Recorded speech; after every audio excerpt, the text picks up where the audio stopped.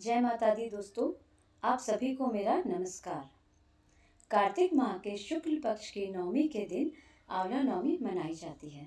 इसे अक्षय नवमी भी कहा जाता है, क्योंकि इस दिन किया गया कोई भी शुभ कार्य अक्षय फल देने वाला होता है।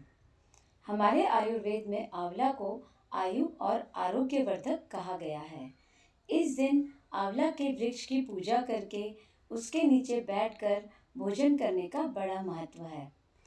माना गया है कि इससे वर्ष आयु आरोग्य बना रहता है और इस दिन आंवला के फल का सेवन भी करना चाहिए। आंवला नवमी के दिन ही भगवान श्री कृष्ण ने वृंदावन गोकुल की गलियां छोड़कर मथुरा में प्रस्थान किया था।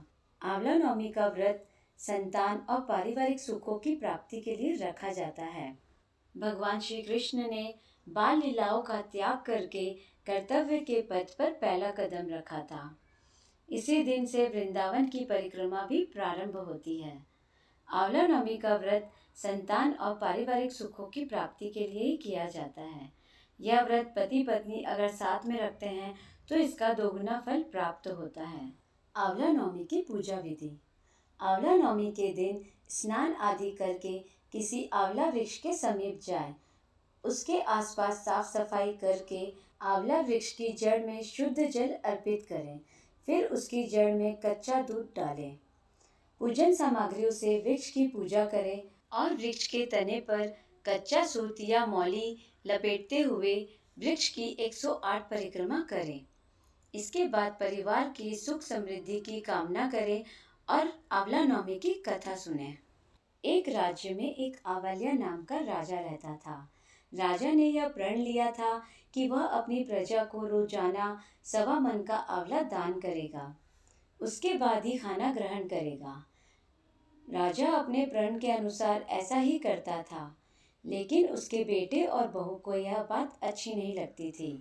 इसलिए एक दिन उसके बेटे बहू ने सोचा कि राजा अगर इतने सारे आंवले रोजाना दान करते हैं तो एक दिन सारा खजाना खाली हो जाएगा।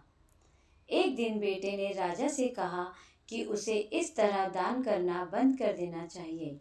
राजकुमार की बात सुनकर राजा को बहुत दुख हुआ और राजा ने रानी के साथ महल का त्याग कर दिया और इसी कारण से राजा आंवले का दान नहीं कर पाए और अपने प्रण के अनुसार कुछ खाया भी नहीं। जब भूखे प्यासे 7 दिन हो गए तब भगवान को उनके ऊपर दया आई। इसलिए भगवान ने राजा के लिए जंगल में ही महल, राज्य और बाग बगीचे सब बनवा दिए और ढेरों आंवले के पेड़ भी लगवा दिए। जब राजा रानी ने यह सब देखा कि जंगल में ही उनके राज्य से भी दुगना राज्य बसा हुआ है, तब राजा ने रानी से कहा कि कभी भी सत्य का साथ नहीं छोड़ना चाहिए। आओ नहा धोकर आंवला दान करें और भोजन करें।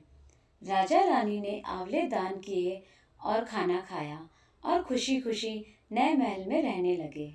उधर आंवला देवता का अपमान करने व माता पिता से बुरा व्यवहार करने के कारण राजकुमार के बुरे दिन आ गए। उसका राज्य शत्रुओं ने छीन लिया। वह दाने दाने को मोहताज हो गया और काम ढूंढने लगा और ढूंढते ढूंढते अपने पिताजी के राज्य में पहुंचा। उसकी हालत इतनी बिगड़ी हुई थी कि पिता ने उन्हें बिना पहचाने हुए काम पर रख लिया। बेटे बहू सोच भी नहीं सकते थे कि उनके माता पिता इतने बड़े राज्य के मालिक भी हो सकते हैं, सो उन्होंने भी अपने माता पिता को नहीं पहचाना। एक दिन बहू ने सास के बाल गुथते समय उसकी पीठ पर एक मस्सा देखा। उसे यह देखकर रोना आ गया कि ऐसा मस्सा मेरी सास के भी था।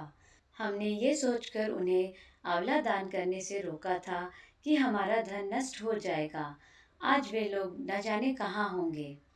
यह सोचकर बहू को रोना आने लगा और आंसू टपक टपक कर सास की पीठ पर गिरने लगे।